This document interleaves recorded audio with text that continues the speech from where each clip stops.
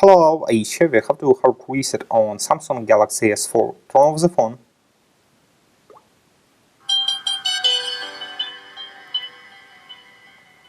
Next, press and hold the power button, home key and volume up key for a few seconds.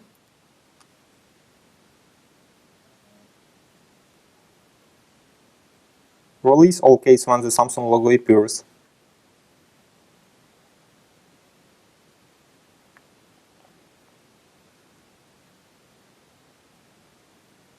Now use volume key and power button to select factory reset, then choose yes.